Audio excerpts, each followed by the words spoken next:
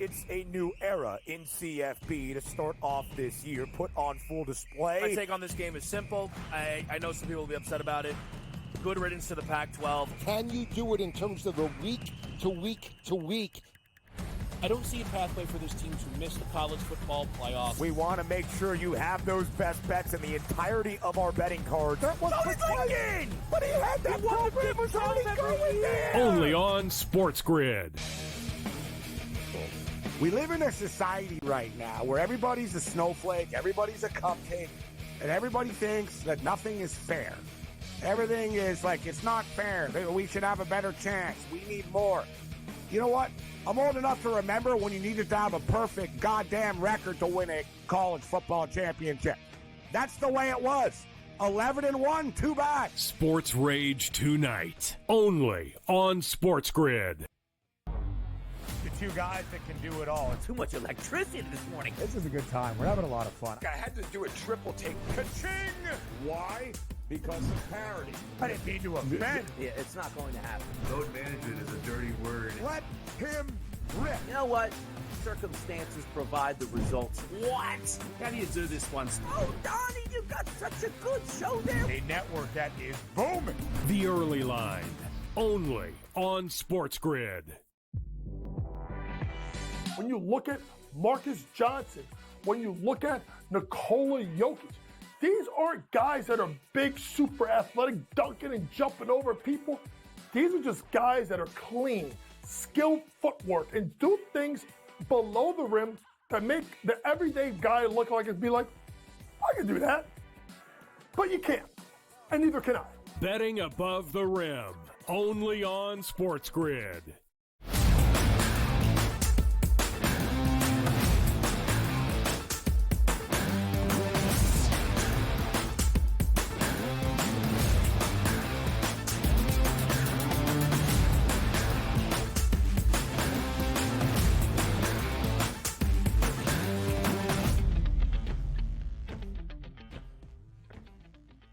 Live right here on the Early Line. It is a Thursday. It is hour number 3. We continue to preview Thursday night football that kicks off week number 12, starting tonight in Cleveland. Supposed to be some gnarly weather on the banks of Lake Erie between the Browns and the Steelers, and what could look to be an old-fashioned AFC North battle. What is the best bet? We'll hear from the people in just a matter of moments. We'll get the prop perspective with Tom Vecchio in the second half of this final hour, and of course our final breakdowns and picks before we head into this Thursday afternoon. DRS, one final hour in store. It's been a fun show so far today. I can only expect the same in the next 58 minutes. Absolutely. We're going to keep that energy high for hour number 3. Even though we might have some bad mojo weather in Cleveland, doesn't mean we can't find those winners. So we're going to make sure we find those and keep the level high. Laughs, maybe a couple laughs in hour number 3. You never know. You never know. Yeah. I absolutely believe that is going to be the case. Just looking at a couple things that our producer, Joe Friso, has sent my way. What you trying to sneak in NBA? Stuff. Hour number 3, what's he doing? No.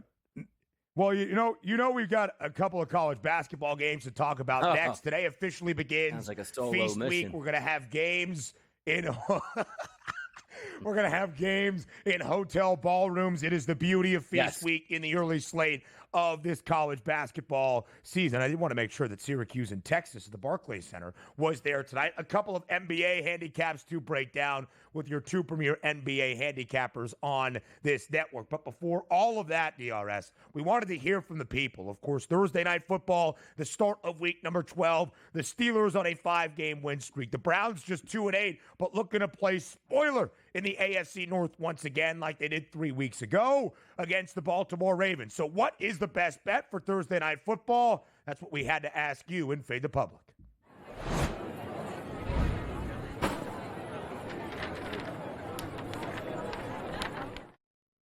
At SportsGrid on Twitter, what is the best bet for Thursday night football? Is it the Steelers laying a field goal and a hook on the road in Cleveland, the Browns as the home underdog, the over 36.5, or the under 36 and a hook? The overwhelming majority, DRS, more than 48% of the votes, back in the Steelers on the road. It makes sense. Pittsburgh has won 5 games. They are 8-2, sitting atop the AFC North with a cover in all 8 victories this season.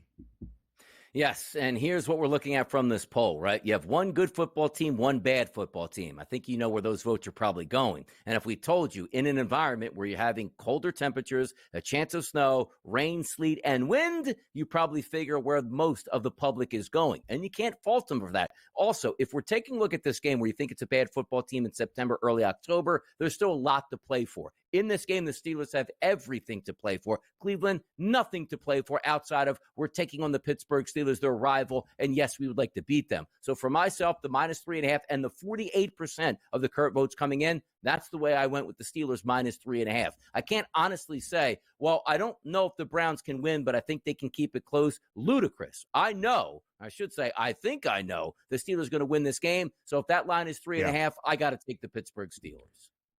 DRS, they are 12-7, that being Pittsburgh, since the start of 2022 against the number as the favored side. The reason I referenced 2022, that's post-Big Ben era in Pittsburgh. They are the second best cover team when booked as a favorite in the last 2.5 years, which might be surprising to some because you think of the Steelers, you think of last week, field goal underdog in a divisional duel, winning a game they were unexpected to outright. The Steelers are a perfect 4-0 straight up this year as the underdog, but 4-2 both straight up and against the spread as the favorite this season. Again, 5 consecutive wins for Pittsburgh, 4 straight with Russell Wilson under center, a cover in all 4 of those. Total at 36.5.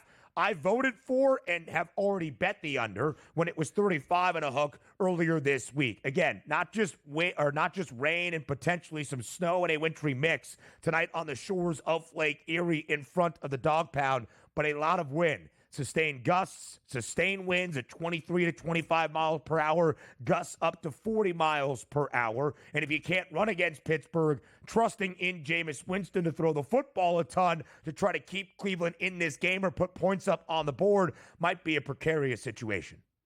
No, and it might be, and you're right. And sometimes we overblow the weather situation, which I'm hoping is going to be the case tonight, because then you can get some advantages there in the passing game and the running game, and certainly just to score points. But for me, I'm going to be stacking up some alt parlays, which you're going to get good numbers. Here's the thing we take a look at as handicappers.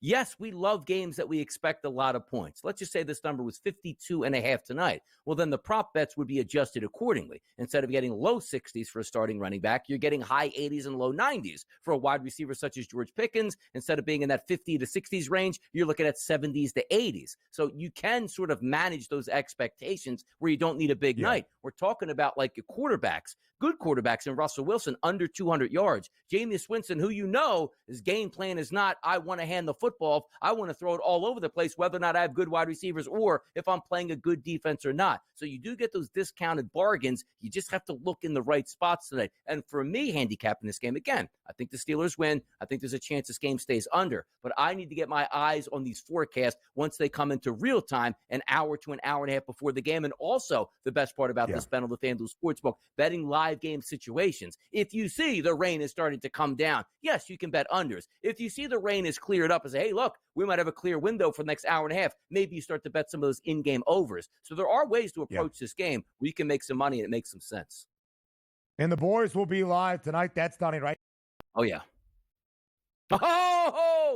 The boys are live right now, people. You see that? BWS cuts out. Yes, let's give a good promo right now. The boys will be live in studio, Pro Football Today, in-game live, going over this game. And certainly, you're going to want to watch this one because, as I pointed out, you are going to get the pregame analysis that you absolutely need. But during the in-game analysis, you're also going to get that where you can level up and try to make some money. But let's be honest about this game and the situation and the season here for the Pittsburgh Steelers. We've said so many times, I think Pittsburgh's going to win tonight. But if you're looking on the season, that then elevates them to their 9th win of the season. And every game is going to be so meaningful for them going up against the Baltimore Ravens. But look at the schedule as it plays out here for them. The Browns, the game tonight, I think they win. Then you're going to get the Bengals, followed by the Browns again. But look at this run.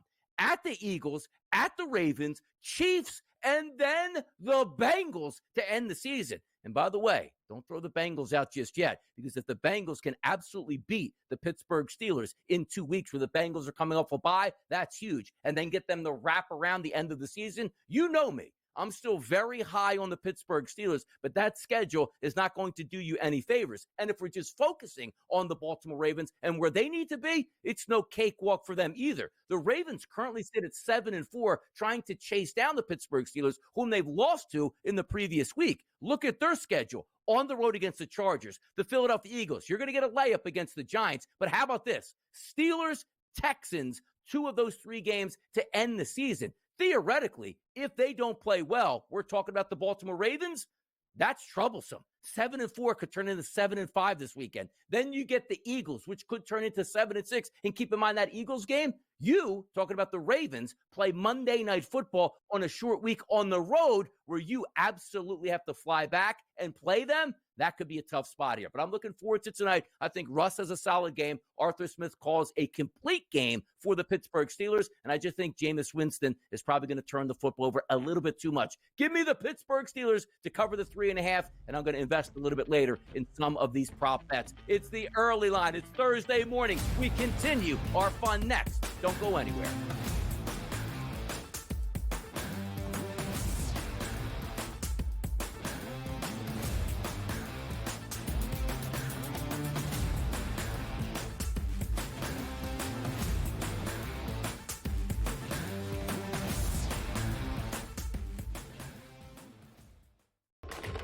Enter into the magical world of McLuck.com, where even the smallest of spins can win real cash prizes. Adventure into over 1,000 of the best Vegas-style slot games. So what are you waiting for?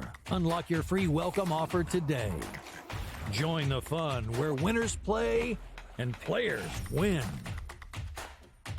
Anyone that's been to a sporting event, the atmosphere before a game, I think Game Time Decisions has that same exact atmosphere. This is our arena.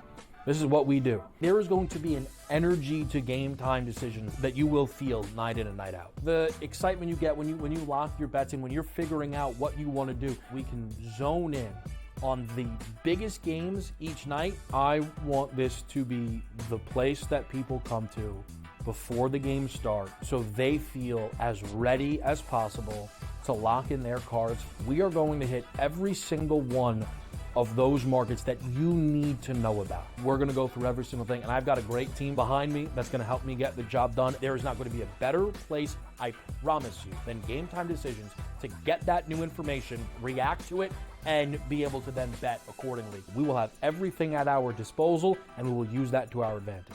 I'm Kevin Walsh. Tune into Game Time Decisions from 6 to 8 p.m. Eastern on SportsGrid. Your gut says Miami is going to win, and you should take the over. Your gut also said your NFT selfies would only go up in value. They didn't. But your head is on SportsGrid and knows the QB is in concussion protocol. The backup has a 45 QBR against the zone coverage. The New York D has the most sacks in the league. So yeah, trust your head. It's smarter to be on SportsGrid. Right here with you on Pro Football Today on SportsGrid. Odds in motion, trying to see what lines have moved throughout the week. Never felt more comfortable in this set than I do for this year. I am ready. I'm just getting angry. The hot takes are going to be here all long, people. What in the world is going on in Miami, Tom? It's not particularly anything to shy away from just because many people are on top of it. Hot take, hot take. I think this line is asking you once again to take New Orleans. Pro Football Today, only on SportsGrid.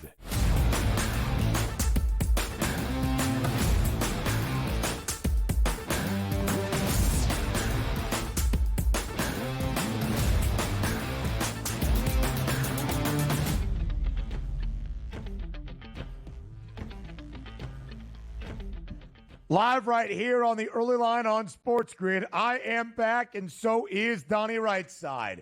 And today officially starts Feast Week in college basketball. Starting today on this Thursday, for the next week through Thanksgiving and beyond. Some of those great non-conference early season basketball tournaments around the holidays that we love, like the Baha Mar Basketball Classic. Next week, the Maui Invitational. Back on the island of Maui, out in the islands and off the mainland. It is going to be sensational. And some games, of course, not just in ballrooms, but inside the Barclays Center tonight as well. A lot to get to here, DRS, that does feature a top 25 tilt in the Baha Mar Classic between Baylor and St.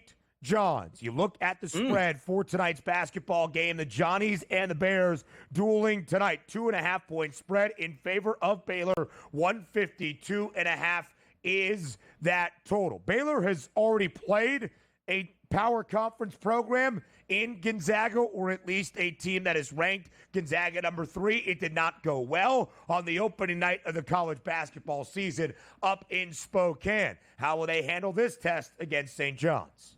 Yeah, these are always tough games to try to gauge because certainly you see that 152.5 in college basketball. That's a good amount of points. Just being simple to yourself here and adding it up, 80 to 70 puts you in that range. But also, as Ben pointed out, this game is not being played on the mainland. It's being played in the Bahamas. And I understand the thought process behind basketball teams. It's supposed to be a business trip. Your coach is going to preach that. But is it really a business trip where you're going to the Bahamas where you know you want to sneak a little sun and fun out there, hit the ocean, and also playing in a gym/convention center that you're not used to? So for me, those early indicators, I look at that 152.5, and regardless of how good both of these teams can be on offense, Ben, that's where my eyes go immediately here until now. Hear me out on this one, because I don't know how this is playing out. Is this a tournament where you're going to play like 2 games there, maybe 3 games there? Or is this just a simple one-off between Baylor and St. John's?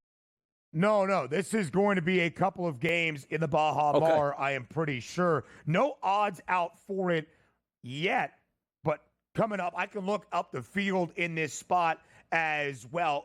There are some tournaments like the Battle for Atlantis that features Gonzaga, Arizona, Indiana, Louisville, Providence, Oklahoma, all of those teams. They have odds out to win the actual tournament. Of course, that is the case for the Maui Invitational and the Players Era Tournament as well, which is a loaded field this year in 2024. That begins on Tuesday, this upcoming Tuesday. Battle for Atlantis begins on Wednesday. All of those things, DRS, that will play into it. But I believe this is a tournament out in Baha Mar.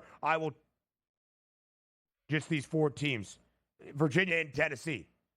They will play each other. This is us talking to Joe Frizo live. Thank you very much, Joe Frizo. By the way, Baylor, after the loss to Gonzaga, has responded with 3 consecutive victories, including in a matchup in their second game of the year against Arkansas as a single-digit favorite. They have won and covered in 3 straight. St. John's is perfect. Their only game that has featured a spread in the single digits was on Sunday at the Garden in the battle of father versus son, the battle of the Patinos. St. John's handling New Mexico by 14, covering as a 7-point favorite. All right, DRS, next up, as we look at Baha Mar today, we go to a matchup between Tennessee and Virginia. Now, the Vols, a top 15 team in the country, 12.5-point favorite against UVA. Of course, Virginia and the news around Tony Bennett shocked the college basketball landscape about 2.5 weeks prior to the season beginning. But UVA is perfect to start off this year in catching 12.5 points total, representative of a really good Volunteers defense in Virginia pack line basketball, 125 and a hook. Yeah, another interesting one, too. And the reason why I brought up how many games are going to be played, sometimes you play that first game here, you get used to your surroundings, the shooting eye here, you're practicing a couple days there, then you play again. But if we're looking at both of these teams, Tennessee's offense, 22nd in the country. How about this? 41.6% from three-point range. And then you look at Virginia. How about this? Improves to top 10 in the country at close to 45% from three-point range. It's one of those where 125.5 is a low number. Yeah. These two teams shoot very good from three-point range. The question is, are they used to shooting from three-point range here in a convention center as opposed to their home arena? Because as we know also, Tennessee and Virginia probably not playing too many road games here to start the season. A lot of these numbers against inferior opponents in their home building, maybe that struggle. So in the 2 games here tonight, Baylor St. John's is 152.5. That's a lot higher. Lean under. Same thing for me. Even though it's 125.5, I still lean under here as they try to get used to the surroundings. I don't think both of these teams are going to shoot 40+% from 3-point range against each other. I'll lean on the under as well here. It's interesting, DRS, because tempo dictates the pace and how quickly these two teams will play. Both focus on the defensive side of the floor. Both have played one power conference opponent. Virginia, last Friday night, neutral site in Baltimore against Villanova. The Cavaliers were a 4.5-point underdog. They won that game outright by 10. Tennessee traveled to Louisville on the first full weekend of the college basketball season, knocked off the Cards big by 22 points.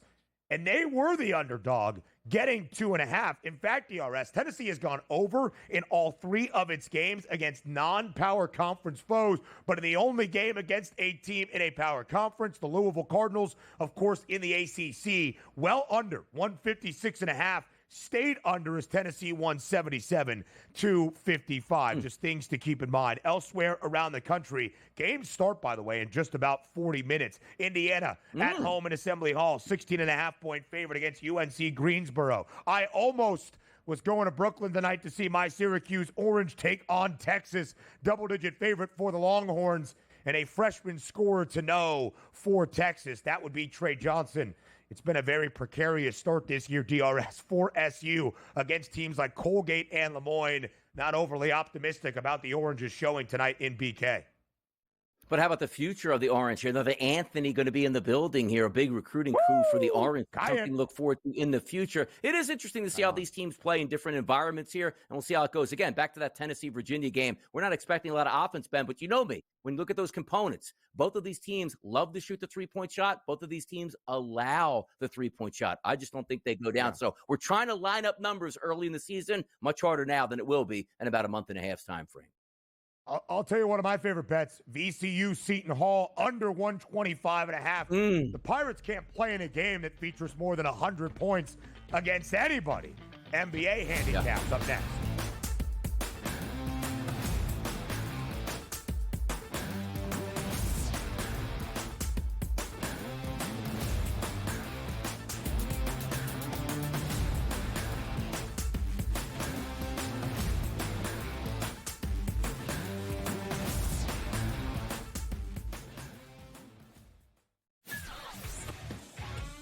Together, both Devontae Adams and Garrett Wilson had huge nights. Aaron Rodgers loves the 2 big targets, and he says if this is going to happen, going to be very tough on the defense to decide who they want to go after. Adams and this kid, Wilson, I won't deny what they can do, but nobody else does jack. Pharrell Coast to Coast, only on SportsGrid. Grandma Bear, who owns the football team, probably comes in, gives a little, oh, man, you're such a good little boy out there. Congratulations, the way you coach this football team. I'm never going to fire you. Totally, I missed you pinching your own cheek as I was looking down and did not know we would get Oh, Donnie, you got such a good show there with that guy named Ben. Like, that's what your grandma would do to you when you go see her on Thanksgiving or Christmas, The Early Line, only on SportsGrid. Anyone that's been to a sporting event, the atmosphere before a game, I think Game Time Decisions has that same exact atmosphere. This is our arena. This is what we do. There is going to be an energy to Game Time Decisions that you will feel night in and night out. The excitement you get when you lock your bets in, when you're figuring out what you want to do, we can zone in on the biggest games each night. I want this to be the place that people come to before the game starts so they feel as ready as possible to lock in their cards. We are going to hit every single one of those markets that you need to know about. We're going to go through every single thing, and I've got a great team behind me that's going to help me get the job done. There is not going to be a better place, I promise you, than Game Time Decisions to get that new information, react to it, and be able to then bet accordingly. We will have everything at our disposal, and we will use that to our advantage. I'm Kevin Walsh. Tune into Game Time Decisions from 6 to 8 p.m. Eastern on SportsGrid.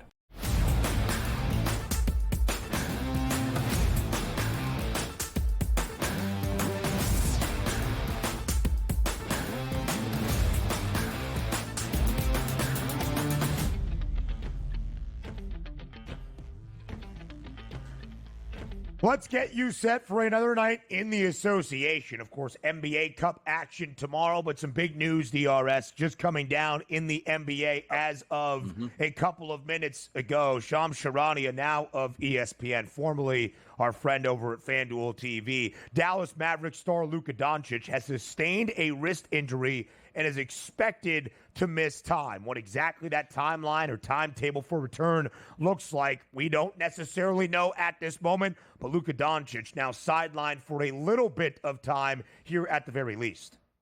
Yeah, somebody's going to have to step up for that team, whether it be Klay Thompson, who's been a nice addition to that Maverick starting lineup, or, of course, Kyrie Irving. It's never good to hear one of the guys that's in the MVP race down for a wrist injury, but I do think they're playing it prudently here by saying, you know what, if it's banged up, if it's injured, let's not continue to send you out there and do any more damage. It's early in the season. Let's reevaluate, I believe, in a week is what they're saying. So it doesn't look like long-term, but certainly when you hear Luka's name in there, that's big news. Yeah, it absolutely is. And when you look at the Dallas Mavericks so far this season and where they stand, of course, the reigning Western Conference champs, they were below 500. They've won 3 straight, now 8-7. Again, Donnie, as we compare the two conferences, only 4 teams in the Eastern Conference above 500. The Cavs, of course, 16-1. The reigning champs, the Celtics, 12-3. The Knicks and the Magic, both with 9 wins. There are 11 of 15 teams in the Western Conference above 500, including the Mavericks, who, if the season ended today, we love to say that, it's only 15 games into 82. The Mavericks would be on the outside looking in, despite being a game above 500. All right, the Magic last night in Los Angeles, but now at the Intuit Dome, have to make the short trip to downtown L.A. to take on the Lakers tonight. The Magic without Paolo Banchero, only 93 points, losing to the Clips when they were booked as the favorites in Los Angeles. Just 4 games tonight. This is the latest one. The Lakers a 4.5-point home favorite against Orlando, total at 217. Yeah, I think they win. I think the Lakers win and cover. That 217 is interesting because we know Orlando is not really that tempo team that we love to see, so maybe a slight lean to the under. But if I'm playing this game, it's not Anthony Davis. It's not LeBron James. It's Dalton Connect 4 out here. Anytime you have a young rookie that's in rhythm and in flow and has a 37-point game, you owe it to yourself, talking about LeBron James, to make sure you keep feeding the kid. Now, do we expect a repeat of 25-plus points, 30-plus points, maybe 40 points? Not necessarily, but you're getting good prices here right now on the FanDuel Sportsbook. Connect to score 15 points tonight. That's only at a minus 115 price. Dalton Connect to make 3 3-point shots. That's a minus 125. I think he has a legitimate chance to get both of those. And sort of course, they're correlated. If he's scoring 15 points, he's probably going to knock down 3+ 3-point shots. So you can take either or, but I always love in the NBA particularly, ride the hot hand. The kid just dropped 37. He's not going to be iced out of the offense, as LeBron James says, let me get mine tonight. No, I look for a good performance out of Dalton Connect that probably gets him close to 20. We'll settle at 15. I'll pay that price at a minus 115. 37 against Utah in NBA Cup action on Tuesday, burying 9 triples. 27 against the Pels over the weekend on Saturday in the Big Easy. Was 5 of 10 from deep. Somehow, some way, Dalton Connect falling all the way to 17th in the lottery or outside of the lottery will be examined. I'm pretty sure that Jared McCain was drafted 16th overall, right? Right before him? Yes, they were late. If I'm not mistaken. Yep. Both so those two guys later, are they're now the NBA Rookie of the Year favorites. McCain in front of Connect, but 2 guys that are performing incredibly well right away in their NBA careers. The Timberwolves on the road tonight in Toronto, laying 7 points against the Raptors. 225.5 is the number. What's the approach? The approach for me is probably have to think the Raptors are going to lose this game. You still have a pretty good total, 225.5 in the Raptors at home. I've been, Grady Dick has had a very good season shooting the 3-point shot as a young guy. I think that continues tonight. But obviously, if you're looking from a Minnesota Timberwolves perspective, it starts and ends probably with Anthony Edwards. Not a lot to love in this game, but I do think Grady Dick's going to be able to launch a couple 3-point shots. That's the play I would make from a prop perspective on the Raptors side. And when you look at Toronto, not a great season. 3-12, an underdog in all 15 games, but 10-5 against the spread. And in those 10 covers, they have gone over the number in 9 of 10. So if Toronto keeps this game close against Minnesota, 7-point spread right now, you would assume then total goes over the number. At least that's how you could look at things tonight. 2 other games around the NBA. Charlotte will host Detroit. 1.5-point spread in favor of the Pistons. Have fun if you are betting that game. San Antonio slightly on the come up. The Spurs' big NBA Cup victory over the Thunder on Tuesday without Wemby. Slight 3-point home favorite against the Utah Jazz, who are not doing great. Worst record at 3-11 in the Western Conference. Prop perspective on this Thursday with TV Tom. Up next.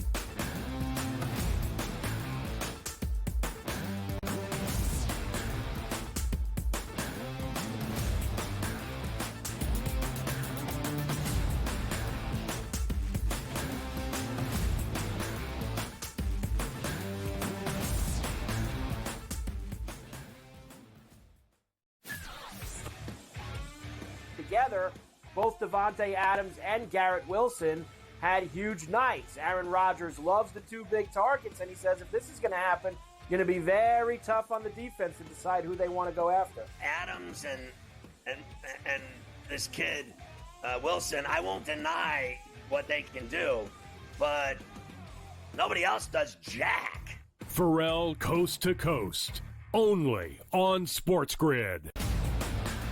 Grandma Bear, who owns the football team, probably comes in, gives a little, oh, man, you're such a good little boy out there. Congratulations, the way you coach this football team. I'm never going to fire you. Totally, I missed you pinching your own cheek as I was looking down and did not know we were getting. Oh, Donnie, you got such a good show there with that guy named Ben. Like, that's what your grandma will do to you when you go see her on Thanksgiving or Christmas, The Early Line, only on SportsGrid. Anyone that's been to a sporting event, the atmosphere before a game, I think Game Time Decisions has that same exact atmosphere. This is our arena. This is what we do. There is going to be an energy to Game Time Decisions that you will feel night in and night out. The excitement you get when you lock your bets in, when you're figuring out what you want to do, we can zone in on the biggest games each night. I want this to be the place that people come to before the games start so they feel as ready as possible to lock in their cards. We are going to hit every single one of those markets that you need to know about. We're going to go through every single thing, and I've got a great team behind me that's going to help me get the job done. There is not going to be a better place, I promise you, than Game Time Decisions to get that new information, react to it, and be able to then bet accordingly. We will have everything at our disposal, and we will use that to our advantage. I'm Kevin Walsh. Tune into Game Time Decisions from 6 to 8 p.m. Eastern on SportsGrid.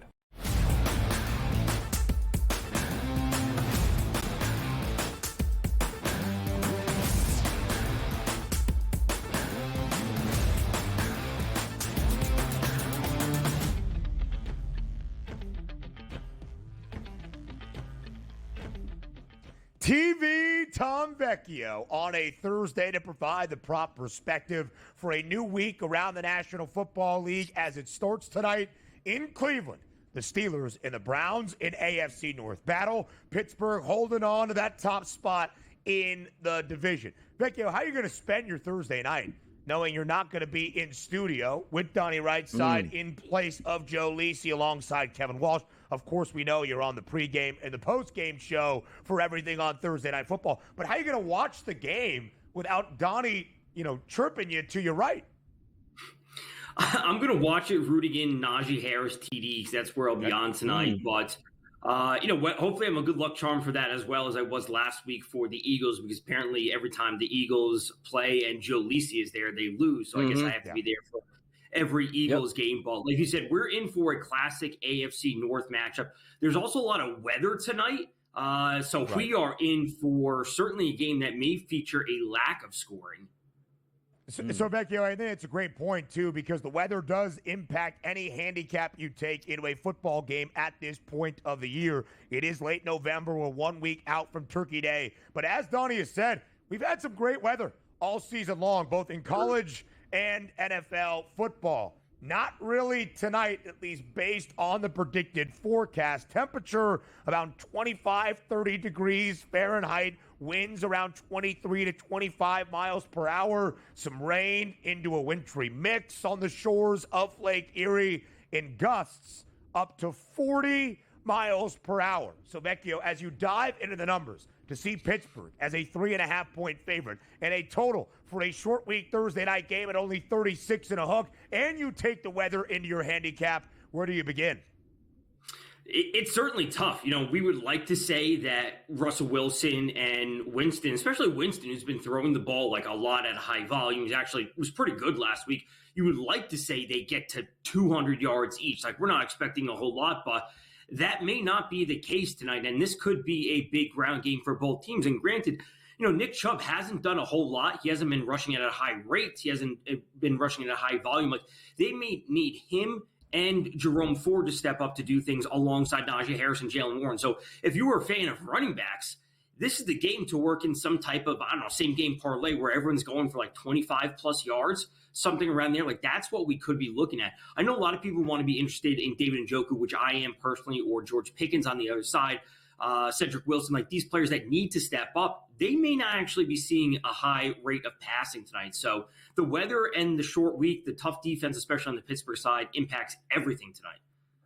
It is going to have an impact. Just looking at some of the weather reports here, it does look like the major part of the winds will be after the game, if that makes sense. Winds anywhere between 10 to 15 miles an hour during the game. But once you start to look at that time where it's like 11 p.m., 12 p.m., which the game will probably be over, that's when it starts to increase 15 to 20 miles per hour, which always makes it interesting because wind can change at any time. Hey, it looks like it's going to be after the game. Maybe it picks up early third quarter. One team has a lead. That's something to play off of, which brings us right to the quarterback props. Jameis Winston, 217.5 as his passing prop. Russell Wilson, in a game where his team is favored, is 186.5. And if you're looking for passing touchdowns, you are getting some bargains here tonight. Now, granted, the juice is heavy, but we typically look, Tom, at 1.5 touchdown passes. Both of the quarterbacks on FanDuel today listed at a half of a touchdown pass. Winston minus 240 and Russell Wilson minus 235. How do we play the quarterbacks tonight? I don't mind going over on attempts for Wilson or Winston just because they may be short passes, and I think that could, impact of who we target in the passing game. And I got to be honest, I don't mind the Russell Wilson over TD because I have more faith in the Steelers, their ability to move the ball down the field. And whether they get to the 5 or the 10-yard line and hopefully Najee Harris rushes one in, but then maybe Pat Freiermuth steps up, or that's where you get George Pickens. So I don't mind getting one touchdown out of Russell Wilson, but him flying over his number, getting 250 yards, that's not something I see happen. When it comes to Jameis Winston, again, if they're going to be playing from behind, and we know that the Steelers' rush defense is awesome. They're only allowing, 90 rushing yards per game this season. So if they're not able to move the ball on the ground, and again, Nick Chubb isn't as effective as he once was, the attempts for Winston could be there, even if they're going to be short attempts. Yeah, absolutely so. And you're going to trust in Jameis to throw the football. You see that number, minus 198, to throw an interception. But in 2 of the 3 games, Winston has been clean. It's just that he threw 3 interceptions 2 Sundays ago against the L.A. Chargers. Good running defenses on both sides, but Vecchio, given the wind and the weather, we can expect a hefty ground attack, especially for Pittsburgh. What is your approach to either Najee Harris or Nick Chubb tonight? It's got to be Harris. It's got to be Harris TD. Harris over 66.5 yards. He has 63 plus in 4 of the last 5 games. He's been over 100 yards 3 times.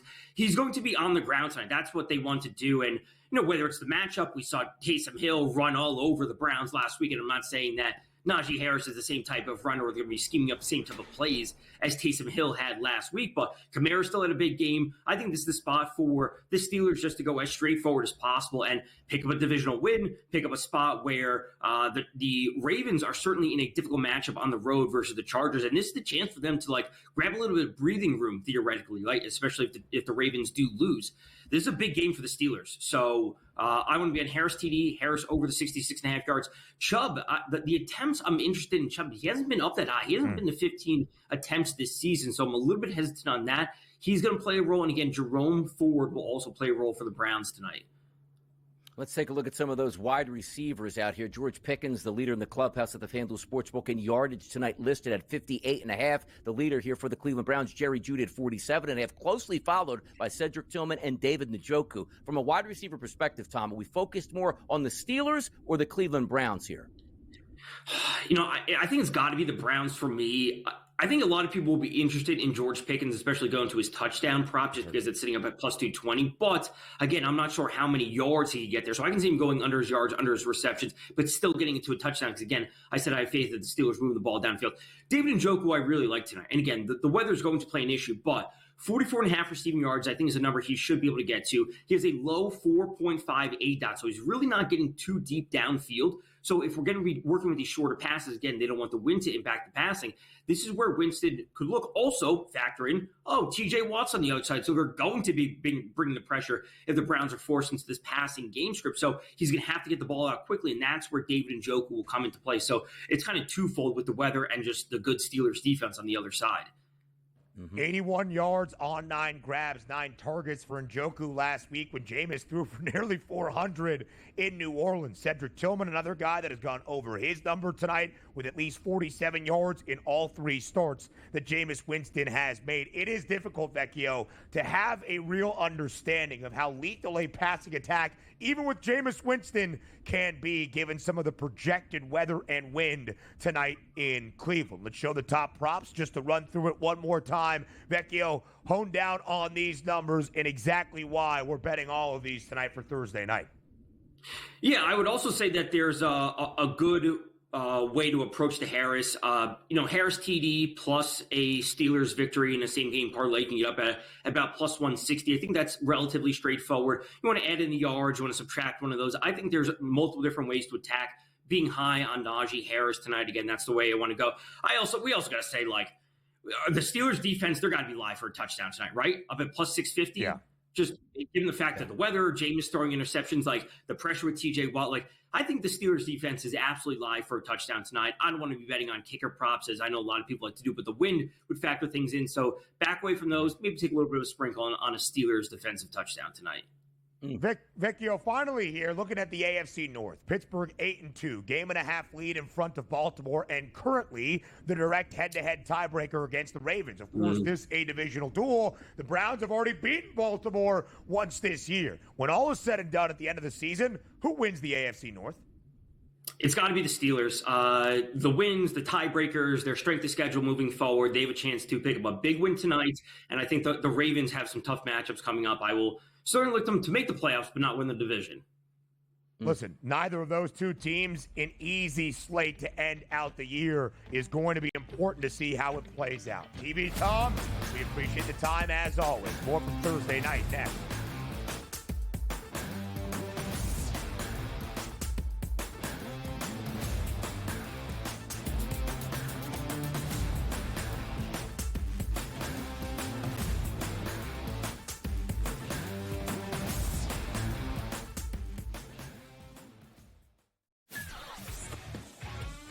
Together, both Davante Adams and Garrett Wilson had huge nights. Aaron Rodgers loves the 2 big targets, and he says if this is going to happen, going to be very tough on the defense to decide who they want to go after. Adams and this kid, Wilson, I won't deny what they can do, but nobody else does jack.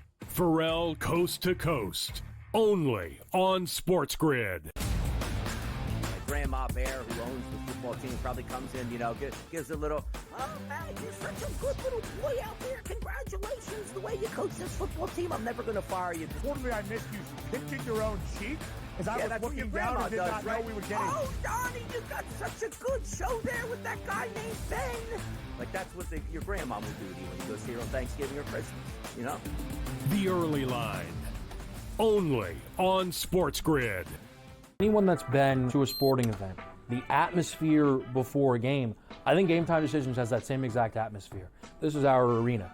This is what we do. There is going to be an energy to Game Time Decisions that you will feel night in and night out. The excitement you get when you lock your bets in, when you're figuring out what you want to do, we can zone in on the biggest games each night. I want this to be the place that people come to before the games start so they feel as ready as possible to lock in their cards. We are going to hit every single one of those markets that you need to know about. We're going to go through every single thing, and I've got a great team behind me that's going to help me get the job done. There is not going to be a better place, I promise you, than Game Time Decisions to get that new information, react to it, and be able to then bet accordingly. We will have everything at our disposal, and we will use that to our advantage. I'm Kevin Walsh. Tune into Game Time Decisions from 6 to 8 p.m. Eastern on SportsGrid.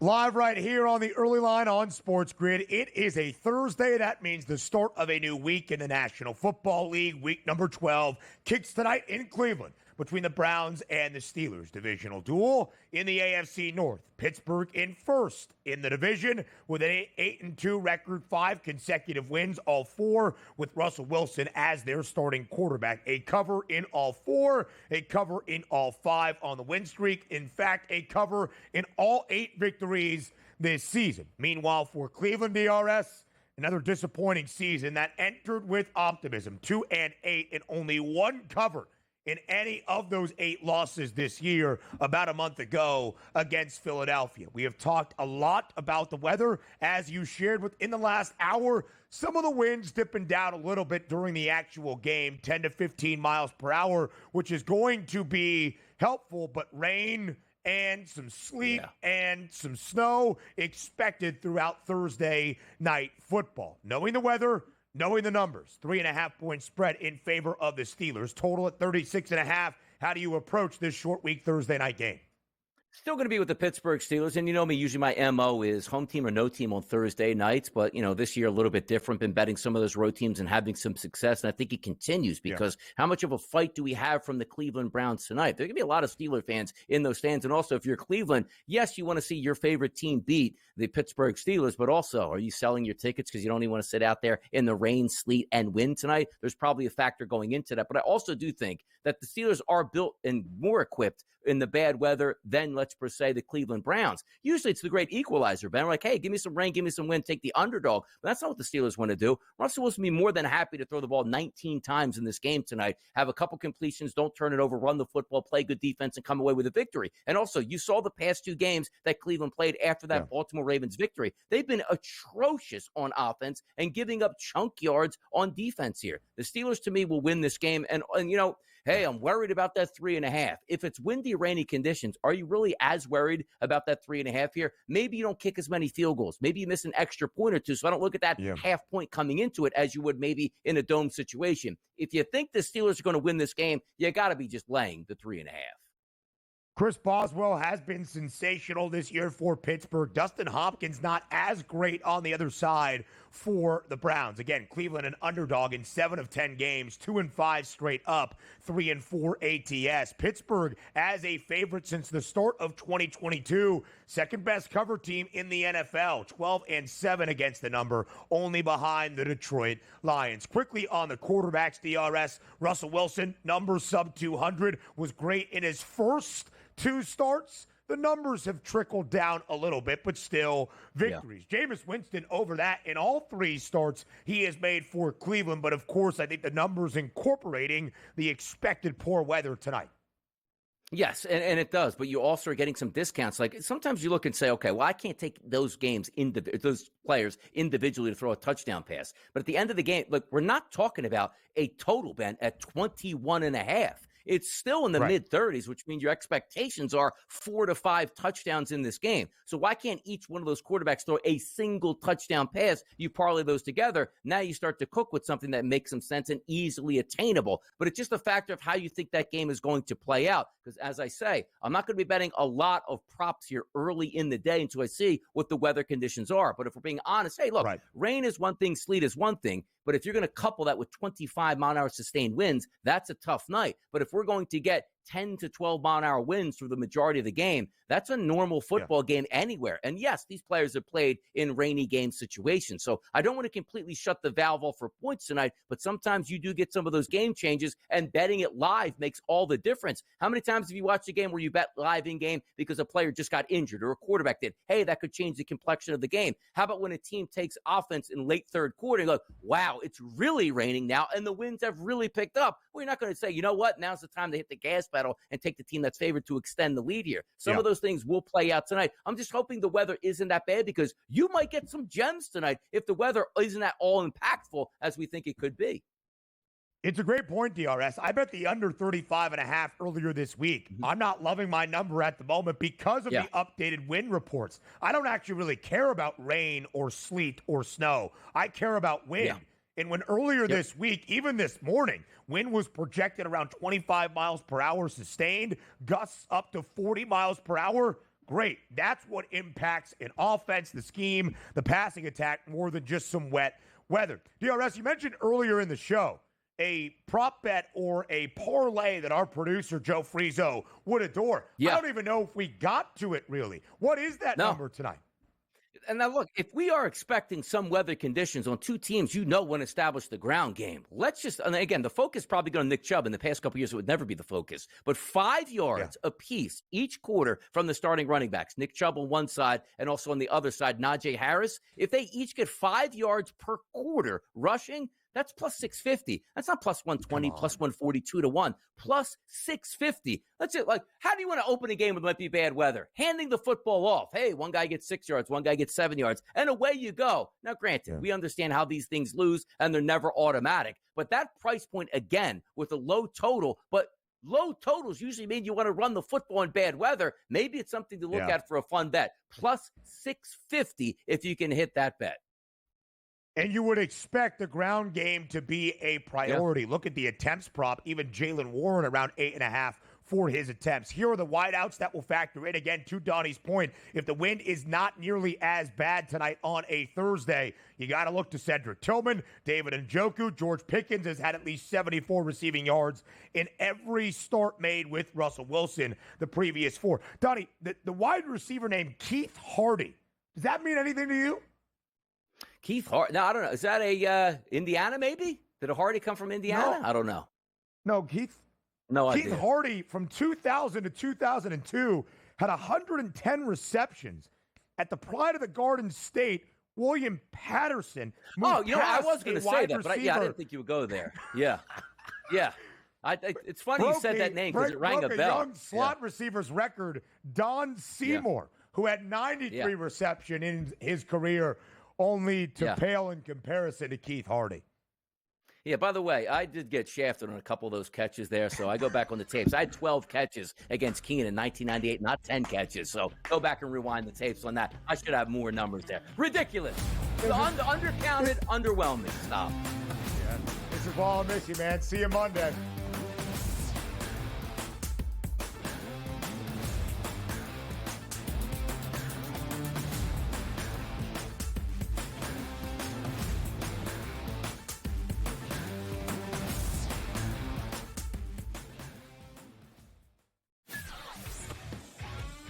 Together, both Davante Adams and Garrett Wilson had huge nights. Aaron Rodgers loves the two big targets, and he says if this is going to happen, going to be very tough on the defense to decide who they want to go after. Adams and this kid, Wilson, I won't deny what they can do, but nobody else does jack. Pharrell Coast to Coast, only on SportsGrid. Grandma Bear, who owns the football team, probably comes in, gives a little, oh, man, you're such a good little boy out there. Congratulations, the way you coach this football team. I'm never going to fire you. Totally, I missed you pinching your own cheek as I was looking down and did not know we were getting. Oh, Donnie, you got such a good show there with that guy named Ben. Like, that's what your grandma would do to you when you go see her on Thanksgiving or Christmas, The Early Line, only on SportsGrid. Anyone that's been to a sporting event, the atmosphere before a game, I think Game Time Decisions has that same exact atmosphere. This is our arena. This is what we do. There is going to be an energy to Game Time Decisions that you will feel night in and night out. The excitement you get when you lock your bets in, when you're figuring out what you want to do, we can zone in on the biggest games each night. I want this to be the place that people come to before the games start so they feel as ready as possible to lock in their cards. We are going to hit every single one of those markets that you need to know about. We're going to go through every single thing, and I've got a great team behind me that's going to help me get the job done. There is not going to be a better place, I promise you, than Game Time Decisions to get that new information, react to it, and be able to then bet accordingly. We will have everything at our disposal, and we will use that to our advantage. I'm Kevin Walsh. Tune into Game Time Decisions from 6 to 8 p.m. Eastern on SportsGrid.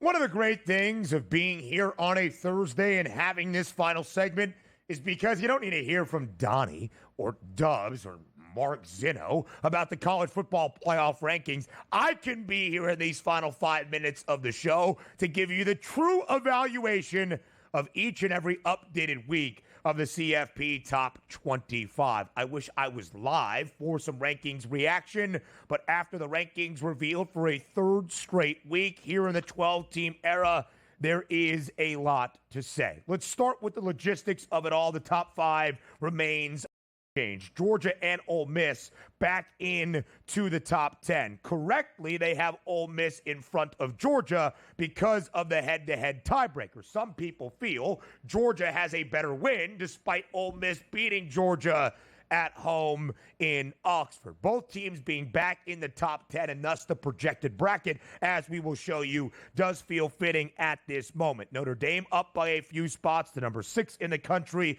Alabama vaults up 3 spots to number 7. The biggest fallers, of course, from the weekend that was Tennessee falls back by 4 spots, all the way down to number 11 in the country. That's important for, as we will show in just a moment. But the biggest loser of the weekend was BYU, suffering its first loss of the season, falling by 8 spots, all the way down to number 14 in the country.